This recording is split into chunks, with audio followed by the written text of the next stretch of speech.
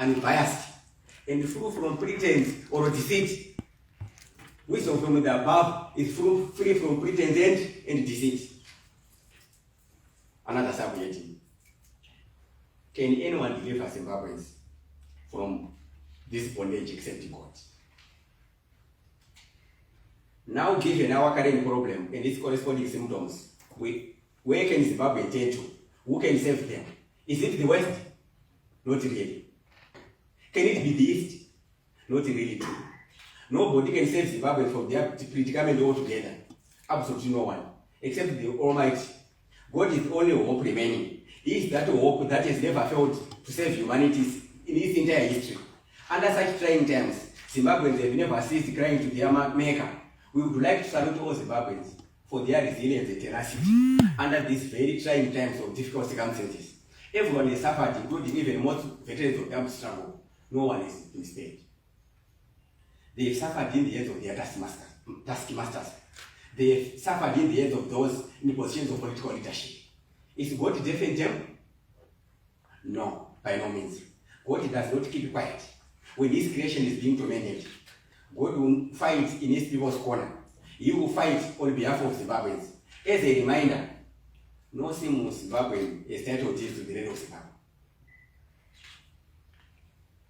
No single Zimbabwean is titled to the land of Zimbabwe. The whole universe is God's creation. So no one has entitlement to Zimbabwe, including those who are in Zambia.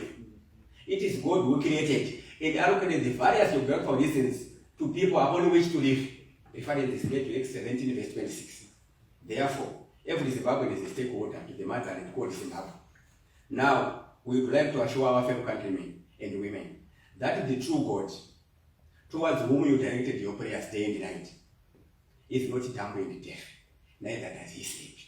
God does not enter into the place of God. Doesn't. Thus, this true God has sent us to deliver the 50 million Zimbabweans from the jaws of a monster. And this monster, unequivocally, is ZANU-PF. It's political leadership and its administration. We are not delusional. Neither are we suffering from any isolation. We are simply putting on the record what is in the mind of God. For the avoidance of doubt, this is not our project, but God's. In much the same way as the deliverance of Israel from the Egyptian bondage was neither Moses nor Aaron's project, but God's. We are not hiding from anyone the fact that God has truly heard the prayers of the Zimbabwe citizen, and he has sent us as executors of his plan. We are his vessels who are ready to execute this plan on his behalf. He is the author of this project. Let me underline this. God is the author of this project. We are not here to make numbers. We are here to deliver. This project is not chances. Neither is it Managabas. Neither is it Joiners. We will see by results. The author of this project is God.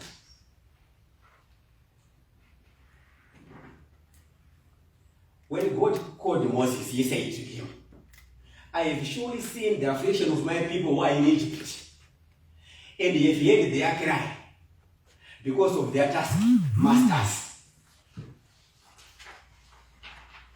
I know their sufferings, and I have come down to deliver them out of the hand of the Egyptians, and to bring them out of the land to a good and broad land, a land that is flowing with milk and honey. And now, behold, the cry of the people of Israel has come to me, and I have also seen the oppression with which the Egyptians oppressed them. Come, Moses, I will send you to Pharaoh, that you may bring my people, the children of Israel, out of Egypt. But Moses said to God, who am I, that I should go to Pharaoh and bring the children of Israel out of Egypt? But God assured Moses, I will be with you. Similarly, God has assured us that he will be with us. We are not worried when the arms of war coming from Indonesia will be us, or China or Russia. We are not worried, because God has indeed promised us that this is not your project, but this is his project.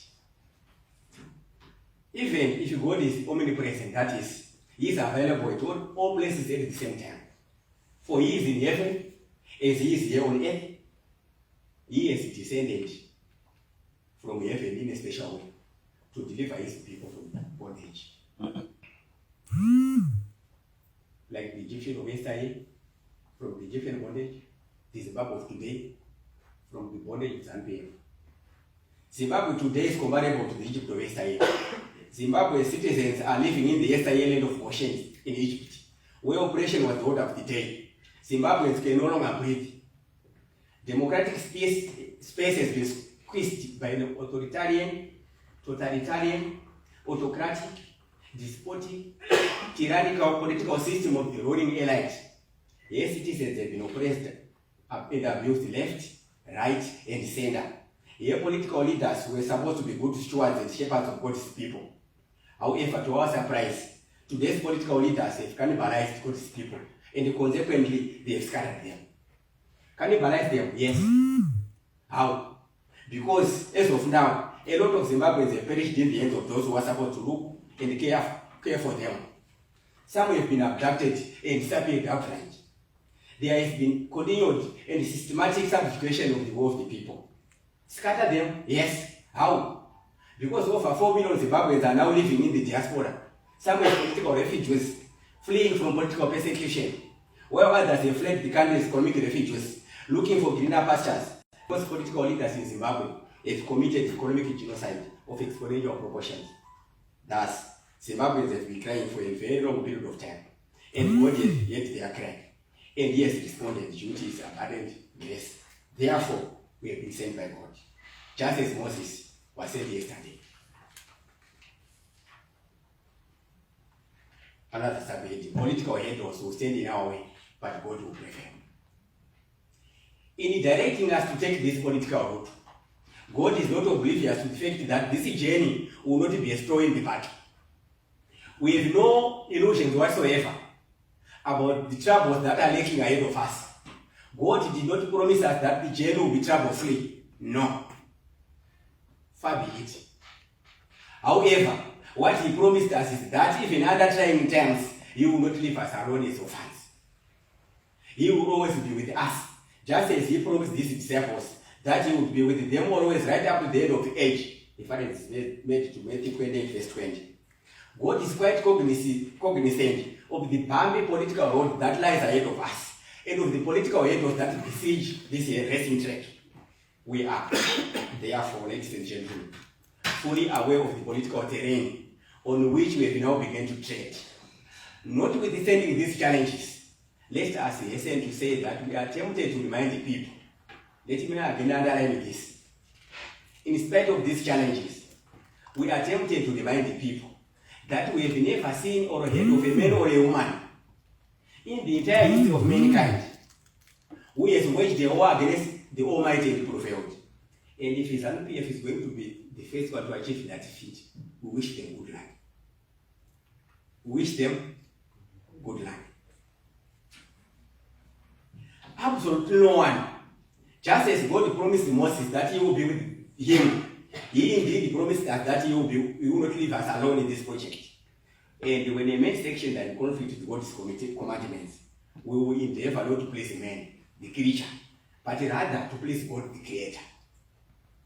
As ambassadors of the gospel of Christ, we do not trust in chariots and horses of war, but in the name of the Lord. Reference is made to Psalms 20, verse 7. Even if some of us may perish along the way, let me again underline this. And indeed, some of us will perish along the way.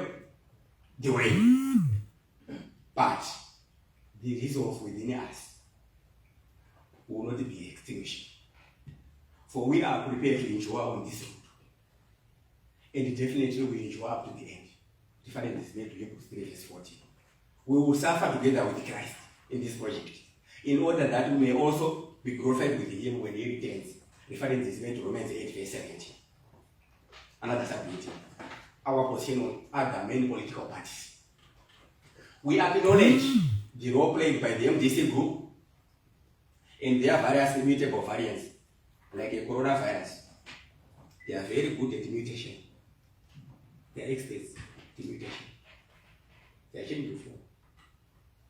So, irrespective of their mutations, we would like to acknowledge the role that they played, especially from the days of its founding and iconic president, that is Morgan Tsvangirai, for the democratic struggle that they have undertaken for almost 23 years now. 1999 to 2022 is almost 23 years now. Their efforts are quite cherished. However, they have been in the dugout. They have been in the trenches for far too long. In fact, their struggle has been longer than Zambia's struggle itself, which stretched for 17 years from 1963 to 1980. The struggle for MDC has been longer than the struggle for Zambia itself. Therefore, Zimbabweans are tired in this fight. Tired? Yes. Because they have fought this war for over 2 decades now. Desperate? Yes. Because they are not quite sure if ever the inside voting patterns will ever translate into them getting the power they so vigorously have been fighting for. Mugabe, by his own admission, said in one of their meetings that Morgan Tsvangirai called ZANU-PF in the then presidential election by winning 74% of the votes, only to be corrected. The corrected is because by those in attendance to the fact that it was 47% and not 74%. I hadn't heard Mugabe's truth for this. A very honest statement from the geriatric indeed. Very truthful indeed. So one is tempted to conclude that the MDC has been winning since the 2002 presidential election. But alas, they've not been ruling. They've been winning since 2002, but they've not been ruling. So there's a problem here. A winner is not ruling.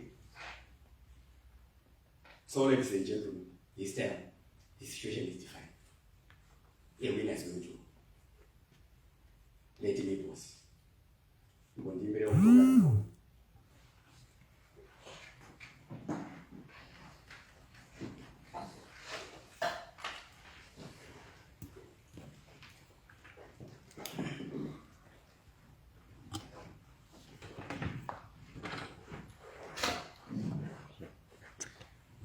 Yekutonga ndotonga, kuda nekusada.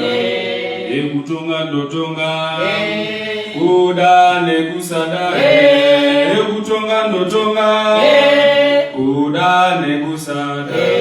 Yekutonga ndotonga, kuda nekusada. Yekutonga ndotonga, kuda nekusada. Yekutonga ndotonga, kuda nekusada. Yekutonga ndotonga, kuda nekusada. Yekutonga ndotonga, kuda nekusada. Yekutonga ndotonga, kuda nekusada. Yekutonga ndotonga, kuda nekusada. Yekutonga ndotonga, kuda nekusada. Yekutonga ndotonga, kuda nekusada.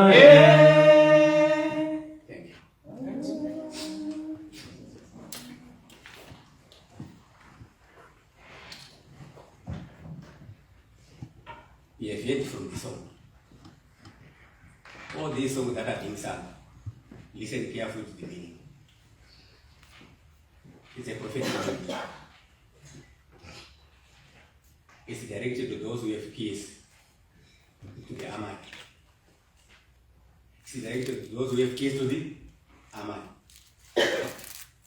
Whether the Aman are in the informal barracks or whether they are at Masowe, it doesn't matter. It's directed to those who have keys to the Aman. Whether they like it or not. Kutonga neta se?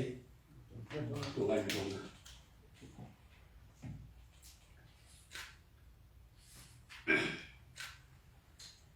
My last statement was, so one is tempted to conclude that the MDC have been winning since the 2002 presidential election, but they have not been ruling. And my statement was, this time the order has changed. A winner is going to rule.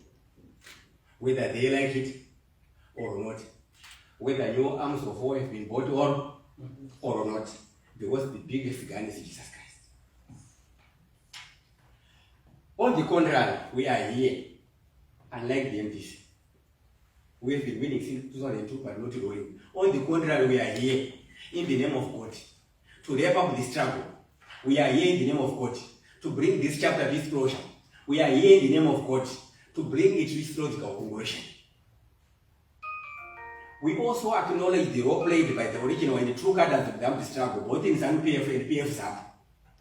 They put up a brave and bitter armed struggle that culminated in the attainment of our independence that was epitomized by the raising of our Zimbabwe flag on 18 April 1980, ending a colonial system that officially had stretched from the midnight of 13 September 1890, when the Union Jack flag was raised on our soil in the then spirit. This legacy by the veterans of the armed struggle cannot be underestimated. Neither can we downplay it. Their cause was, their cause is, and their cause will still continue to be a well-cherished cause. As Zimbabweans, we do not deny our indebtedness to this worthy cause, for which a lot of blood was shed. We salute all the current fighters of the armed struggle, both the living and the departed. However,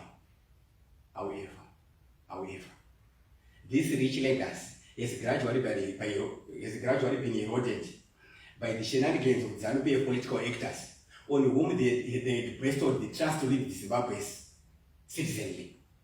This rich legacy has wrongly been used as a license to maim people, as a license to butcher and kill people, as a license to pay a blind eye to the rule of law, as a license to disrespect property rights, as a license to pay a blind eye to revenue accountability and the general accountability of those in government to the electorate, as a license to loot and plunder national resources with impunity, as a license to pay a blind eye to the violation of human rights, as a license to suffocate media and journalistic space, as a license to squash democratic space, as a license to impact on political intolerance, as a license to violate the constitution willingly, and to the whims and caprices of the ruling elite.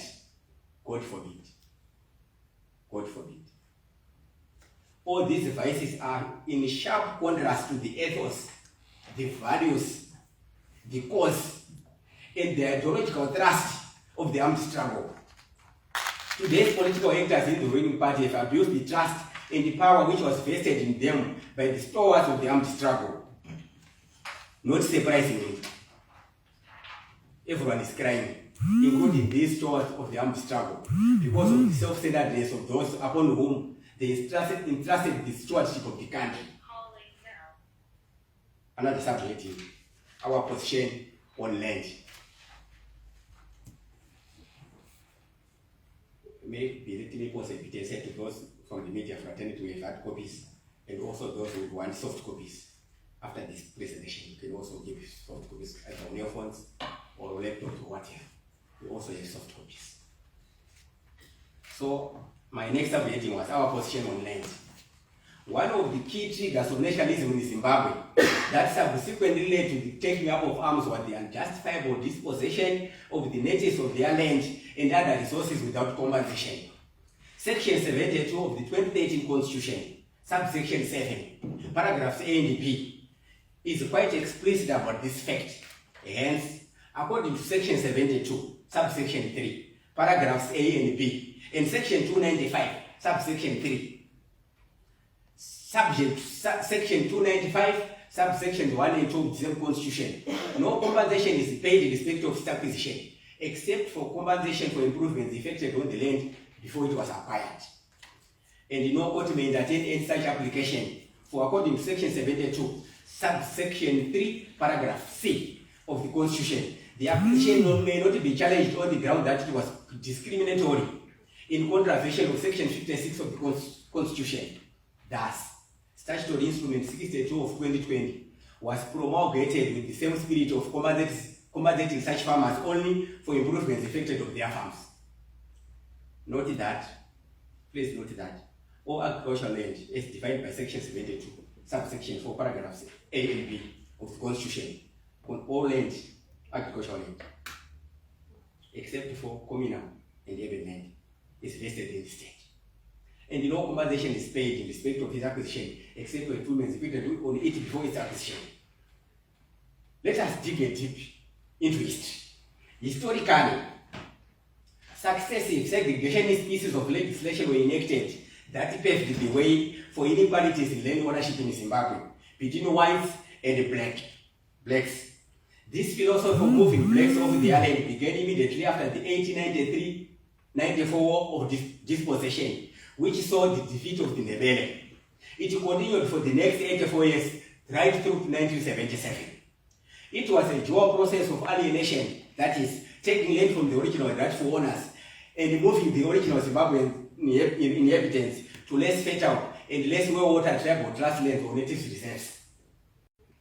From 1893 to 1997, please take note, there were 7 land commissions that were set up by the White Central Authority to deal specifically with the land question. For example, the 1894 Land Commission, the 1902 Land Commission, the 1914 Land Commission, and the 1925-1926 Morris Brown or the Carter Commission. Thus, the first Land Commission was set up in 1894, which specifically dealt with the aftermath of the defeat of the Ndebele. As a result of this defeat, the BSAP, the British South African Company, claimed the ownership of all land occupied by the Ndebele. Since the Ndebele, by right of Congress, had dominated the most part of Zimbabwe, this means that when the white settlers defeated the Ndebele, by extension, the whites resultantly claimed the ownership of all land in Zimbabwe. The 1894 Commission recommended the creation of reserves for the displaced Ndebele, and thus in 1895, 2 reserves, namely the Kwai and Shagani, were established in a dry, semi-arid area, hundreds of miles north of the center of the Ndebele Kingdom. In making such jurisdictions, the Land Commission was not concerned about the economic and social well-being of the displaced people. No wonder why the forced removal of the Ndebele to Kwai and Shagani, as well as the hardship that were faced in living in this harsh environment, were among the primary causes of the 1896 Ndebele Rebellion that culminated in the 1896-1897 First Chimulenga Umfekela that became a national war. The Carter Commission of 1926 recommended the segregation of all land on a virtual permanent basis between blacks and whites. The attitude of the Carter Commission is summarized in the following quote from the report. It's a quote. Until the blacks are the natives. Until the native has advanced very much further on the path of civilization, it is better that the 2 points of contact within the 2 races should be reduced. So in essence, they are saying the black and the white, they should remain aloof. Because the black person is not civilized. We should reduce the point of contact as much as possible.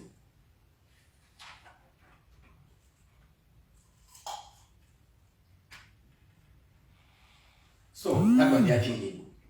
Therefore, based on the Carter Commission's report, the need to divide the land between blacks and whites brought about the Land Apportionment Act of 1930. Hence, the division of the land as a result of the Land Apportionment Act produced the following outcomes: land ownership. Whites, 51% of land. Native reserves, 22%. Native purchase areas, these were areas that were reserved for the blacks to purchase farms, 7.8%. So if we had 22% and 7.8%, blacks were given 29.8%. Forest, 0.6%. Undetermined land, 0.1%. Unassigned land, 18.5%. So due to the Land Apportionment Act, you see, about 1.5% of the population who were white owned 51% of land, while it's 98.5% of the population who were blacks owned only 29.8% of the land. As a consequence of this and subsequent acts, the best land, for example, along with the Highveld stretches from Forbes border post right up to Plant. The rest of the Highveld, there was no reserve. So you see how segregated this practice was. So along with the Highveld, temperatures were good and the rainfall pattern was good too. On the other hand, the native reserves were ecologically fragile. These reserves had poor agricultural soils, had erratic rainfall patterns and unfavorable climatic conditions. They were also not quite stable even for grazing. There were also buffer zones for wild animals like pigs, baboons, monkeys which fed on and destroyed their food crops, not forgetting lions and hyenas that preyed on their livestock.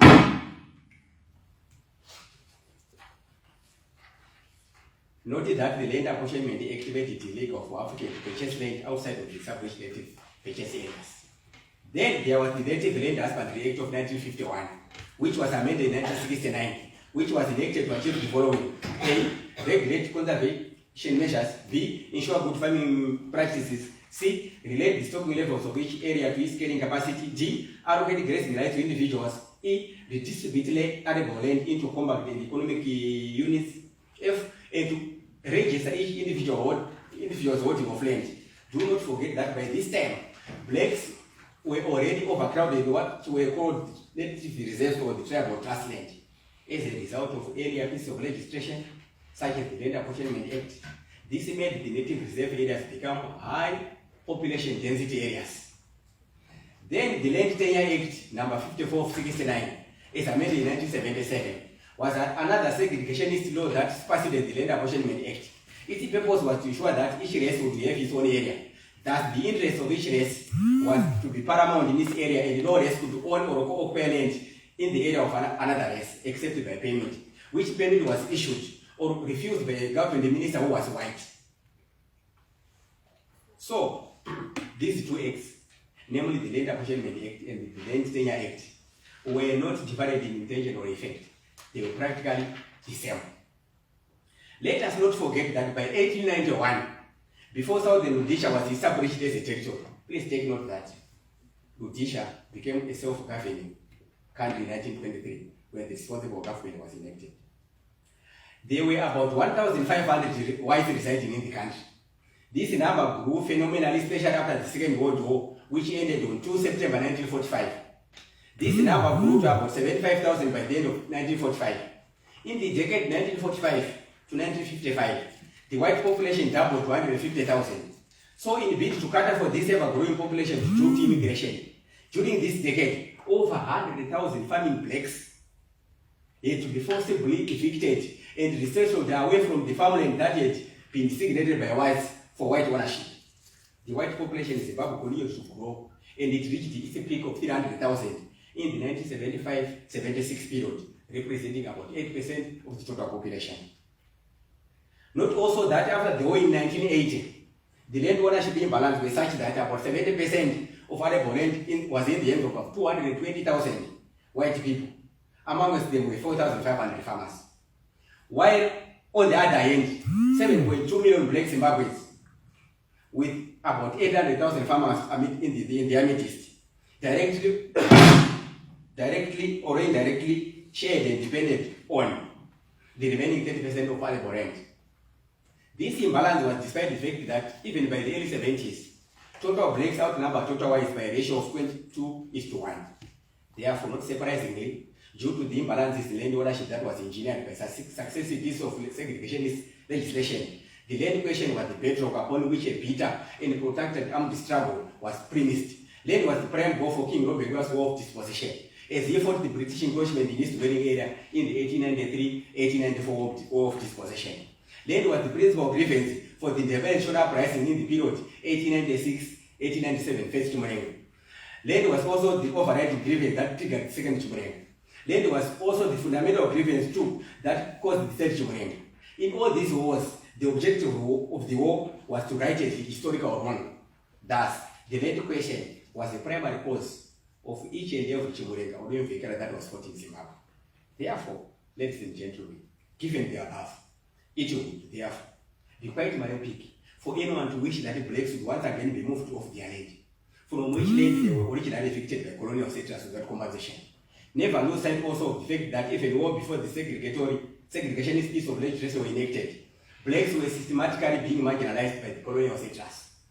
Thus, in an effort to correct the historical wrong or the land ownership imbalances, there came the 1985 Land Acquisition Act. It gave a policy framework for land redistribution exercised by identifying and assessing farming areas that were not being efficiently utilized, and determining the fair price for compensating current owners of such underutilized land, which owners were primarily of European origin. and selecting rural dwellers that will be provided with farming areas in the settlement zones. Then, soon after the expiration of the 1980 to 1990 winning seller clause of the Land House Agreement, came the 1992 Compulsory Land Acquisition Act. It is sought to compulsory acquire. This act was amended in 2000. That is the first land reform, and further amended in 2005 to put all non-urban and non-communal land under state ownership. The land redistribution exercise was meant to give back to blacks their God-given inheritance, that is the land. Do not lose sight of the fact that the mainstay of the Zimbabwean economy has been, and is still land, upon which agriculture is based. Therefore, it would be quite lovely for anyone to wish that the blacks could be moved off the land. Notwithstanding the above facts, we do not condone the violent manner in which whites were removed from the land. We also do not condone a system of greed whereby the ruling elite eventually became what farm owners. In this regard, a rationalization of the land is needed and will be carried out. Zimbabwe should stick to the principle of one man, one farm, in much the same way the veterans of the armed struggle advocated for a one man, one vote. Non-productive farms should be downsized and reallocated to those with competence in farming, because farming is and should be viewed as a business. White farmers who are still willing to cohabitate, farm, and live symbiotically with the blacks should also not be left out in the rationalization exercise. They should also be allocated a piece of land on which to farm and earn a living. For land is a vital factor of production that was given to humanity by God. Another subject, our position on sanctions. Sanctions are a result and the child of ZANU-PF's maladministration. They are an illegitimate child born by ZANU-PF from their shenanigans out of wedlock. Notwithstanding this fact, sanctions are not good for our people. They hate the ordinary men on the street the most. They hit hardest the less privileged members of our society. It is true, and it is a fact, that these sanctions were enacted as targeted sanctions, for they were meant to target certain individuals and organizations with association to such individuals. However, when the assets of such targeted individuals were frozen, some of these individuals, if not all, entered into the mode of wrong compensatory behavior. They wrongly responded by increasing their marginal propensity to loot and plunder national resources. To illustrate my point, for example, when a person's US 1 billion was frozen, that person in question would loot first US 1 billion to cover the gap.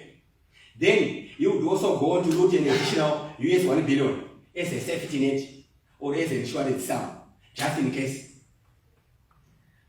The net effect is that the national assets are cleaned up. Therefore, it would not be surprising to find that there are no drugs in hospitals, let alone basic like bandages and painkillers. Given this background, the net loser was not targeted politician, but the net loser became the ordinary man on the street, who was meant to benefit from the funds that were embezzled. No wonder why, even if a loaf of bread costs US $100, these targeted individuals are so filthy rich. And the source of their riches is the looting and plundering of state coffers. These individuals are so filthy rich that they can afford to buy several loaves of bread per day for the rest of their lives. Even if a loaf of bread costs US $100 per day each, they can buy several loaves per day. Thus, the response by the West of imposing sanctions on Zimbabwe was off the mark. It missed the target because it ended up hitting hardest the unintended target. Please note that the sanctions mantra has been used rhetorically by the ruling party as a scapegoat for poor economic performance. Sanctions should never be used as a cover-up for maladministration. The sanctions mantra is simply empty rhetoric and it is hyperbolic. People should not lose sight of the fact that as soon as Ian Douglas Smith announced the unilateral Declaration of Independence on 11 November 1965, Southern Rhodesia was immediately slapped with an economic embargo by virtually all countries, save for apartheid South Africa, and up to 1974, Portugal. The sanctions stretched for 14 solid years. up to their revocation in December 1975 during the ceasefire period, when South Rhodesia reverted to become a British colony during the longest house talks. Please take note that despite the fact that Smith was fighting a bitter war to repel the gallantry Zalna and settler combatants, South Rhodesia went on to post some budget surpluses in some of the years in the 1970s. As if that was not enough, sanctions gave the Rhodesian manufacturing sector a major stimulus. These sanctions obliged the Rhodesian industry to diversify and create many import substitution undertakings to compensate for the loss of traditional sources of imports. The processing of local raw materials also increased rapidly. Major growth industries included the steel and steel products, heavy equipment, transportation equipment, ferrochrome, textile and food processing. That the economy of Southern Rhodesia sustained international sanctions for over a decade following UDI under a very tough guerrilla war situation.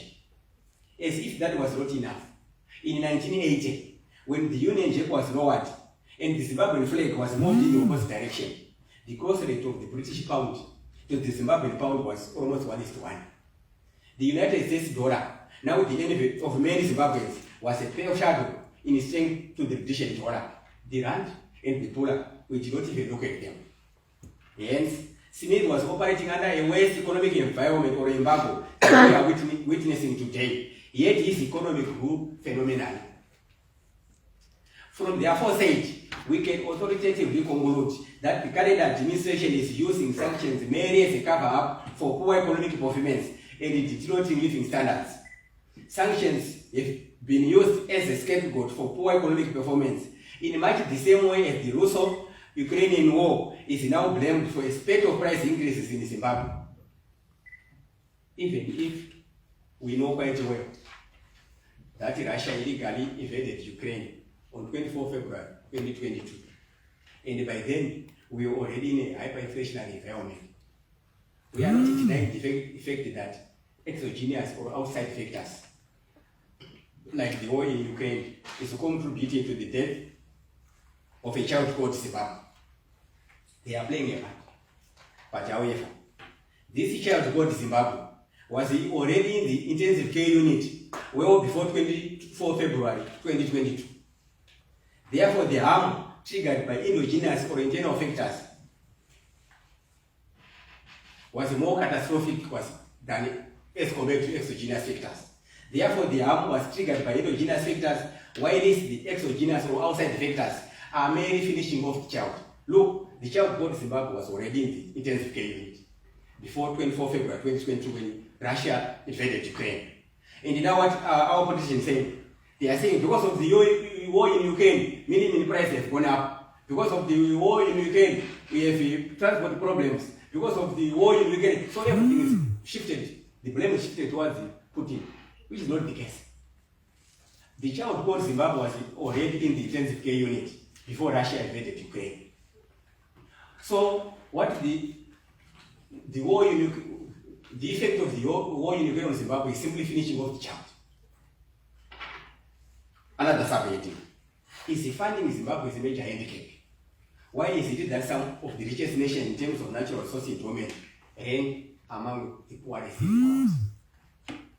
Funding is not Zimbabwe's major setback, but political will is. Political will, which is the determination of political actors to say and to do things that will produce a desired outcome, is the main handicap. Put it differently, in our context, political will is the extent to which key political decision makers are committed to supporting a particular policy solution to a particular problem. Thus, political will exists when a sufficient set of decision makers with a common understanding of a particular problem on the formal agenda is committed to supporting a commonly perceived, potentially effective policy solution. If political will is non-existent, it does not follow suit that richer countries in terms of natural resource endowment automatically become richer countries economically. To illustrate my point, look at Zimbabwe as an example. She is home to over 60 minerals, only 10 of which are being actively mined. Zimbabwe is also the second highest grade of chromium ore in the world after South Africa, amounting to about 12 billion tons, which is about 12% of the global total. As if that is not enough, Zimbabwe is also the third largest deposits of platinum ore in the world after South Africa and Russia, amounting to 6.83% of the global total. The Great Dyke is also home to vast mineral resources, yet, in spite of all this huge resource deposits underneath us, Zimbabwe is the 22nd poorest nation in the world. Lest we forget, initially, one simply needed a pick and a shuttle, unlike the diamond mines in Kimberley, South Africa, where one needs to dig 20 kilometers deep in order to access the gems. Who benefited from the discovery of the gems initially? Who benefited from the diamond initially? Did the share the diamond benefit the land of Zimbabweans? The other is really negative.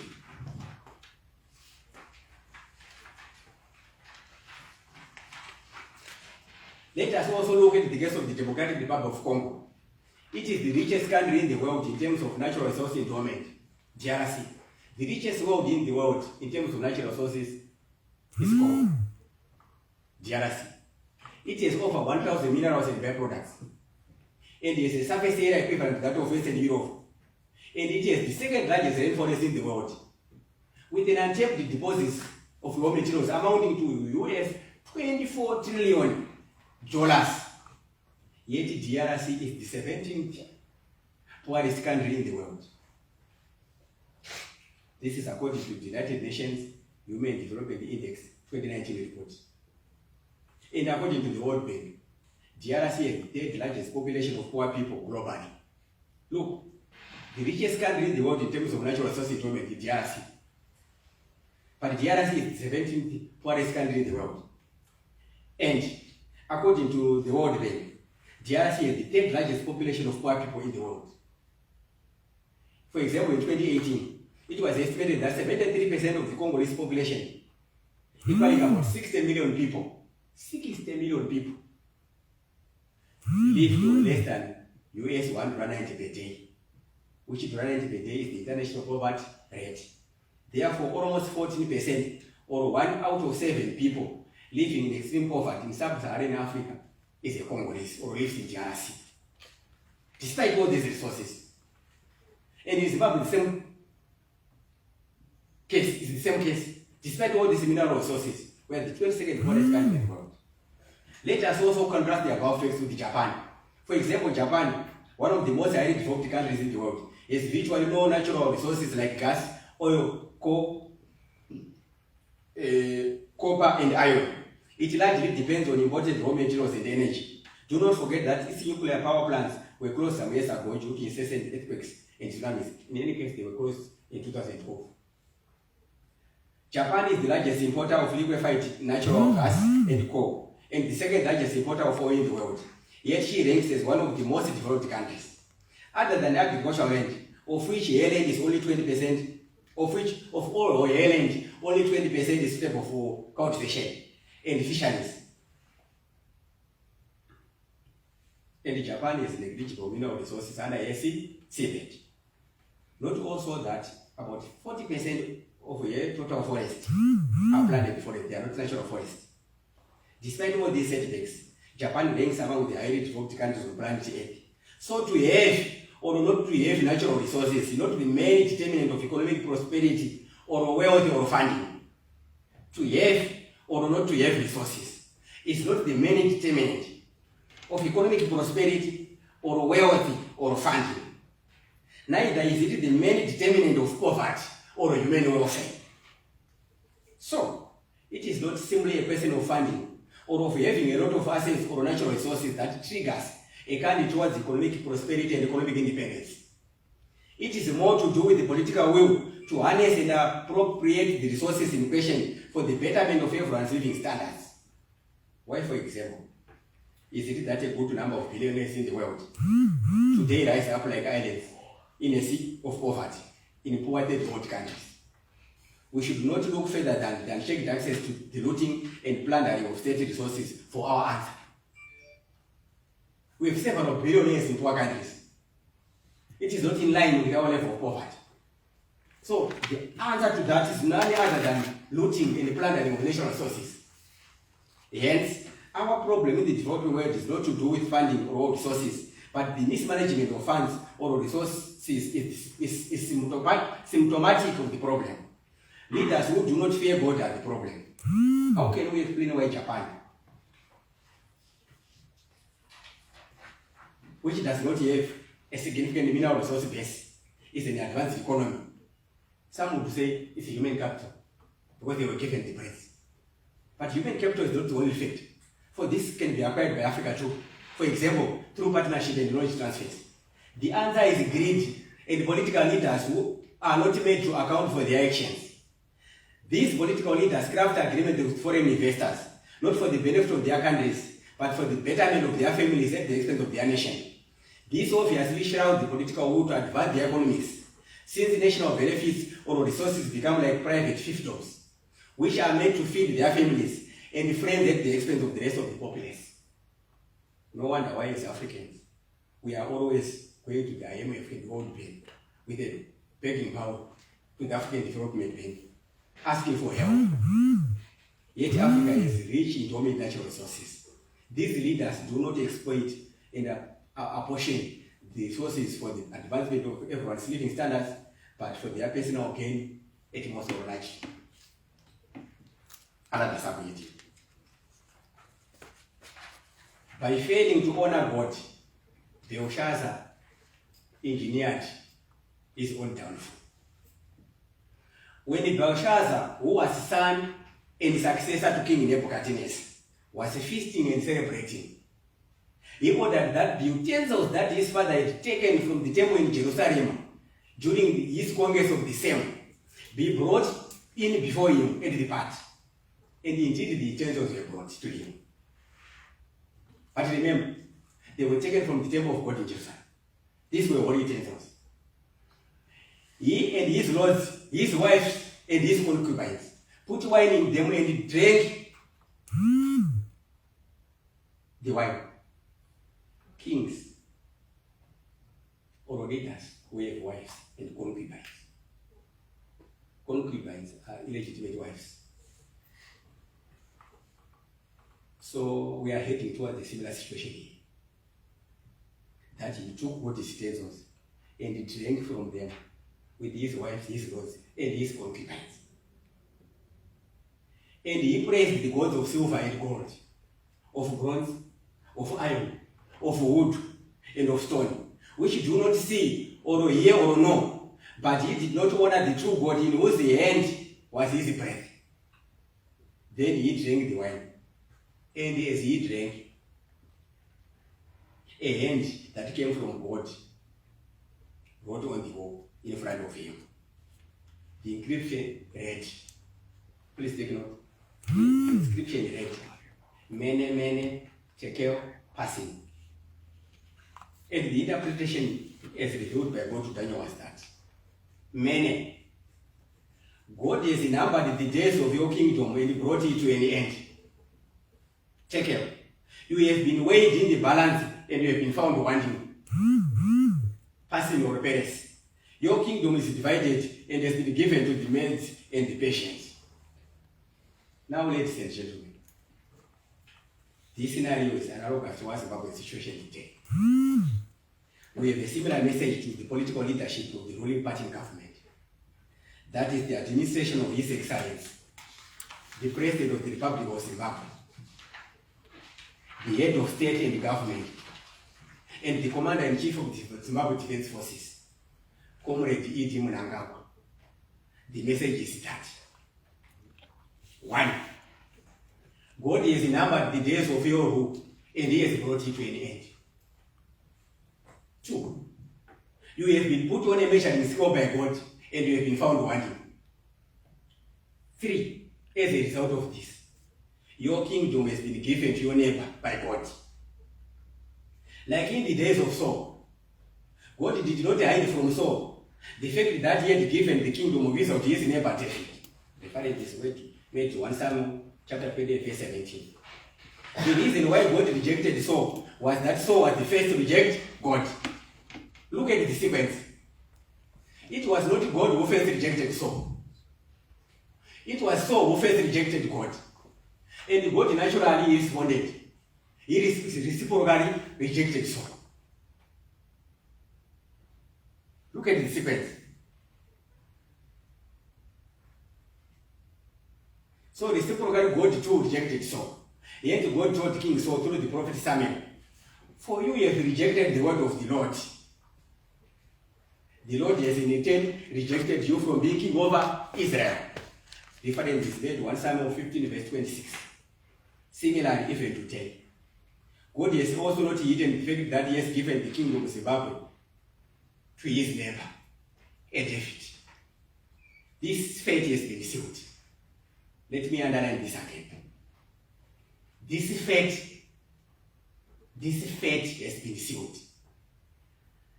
This fate is irrevocable. It means it is irreversible. This fate is unchangeable. This fate is unappealable. For God's case has no appeal. Lest we forget, God is the Supreme Court in himself. So if you lose a case at the Supreme Court, you have nowhere to appeal to. Isn't it? Yes.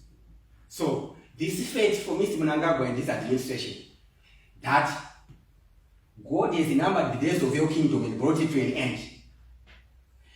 He has been put on a measuring scale by God and found wanting. And as a result, God has taken the kingdom away from him and given it to his neighbor David. This fate is irreversible. This fate is sealed. This fate is unappealable. This fate is unchangeable. To avoid ambiguity, in case someone is quoting me, let me avoid ambiguity. This David is not coming from the MDC group. Let me underline this again. This David is not coming from the MDC group. With their various mutations that encompass the Triple C branch. Just in case some fanatics in this division may start to prematurely celebrate. Neither is this successor David coming from within ZANU-PF's camp. So look, this successor David is not coming from the MDC group, including the Triple C branch. This David is also not coming from the ZANU-PF stable. What I am saying is the mind of God. And it will happen irrespective of the amount of resistance or opposing force. Should I hide the fact that God has appointed me the David? By no means. Certainly not. I have said this just in case for those who would want to unhand others. So we have 15 million Zimbabweans. To narrow the focus area, we have narrowed the focus area. If they want to hunt, the David has been clarified. It makes life easier for them, isn't it? It makes life easier for them. So, should I hide the fact that God has appointed me the David? By no means. Certainly not. If I do, I would be a liar just like most of them, which is sin against God. God did not even hide this fact from King Saul. When God appointed David, first of all, he told him, so, because you rejected me, I in turn rejected you. So the same situation applies here. For God wants everyone to repent. Mnangagwa, you have rejected God. And in turn, God has rejected you also. That's the sequence of events. Last but not least, I urge my sisters, brothers, mothers, and fathers in the secret service of Zimbabwe, that is the defense forces, the police service, the intelligence services, and the prisons and correctional service, that they should remain apolitical as per section 208, subsections 2 and 3 of our constitution. This is a purely political contest, and the politics should be left to the civilian level. A better Zimbabwe will be better for everyone, including you. Lest I be misquoted and be charged with either treason or subversive speech, let me put on the record that we do not seek to overthrow the government through undemocratic and unconstitutional means. That is not good. And more so, we do not subscribe to that sort of philosophy. Our hands cannot even kill a cockroach. Our overriding principle is that we will get into power through the ballot box. That is democratic. Like a dove, I preach peace. And I come in peace. So like a dove, I come in peace. And in peace, I sign off. Thank you.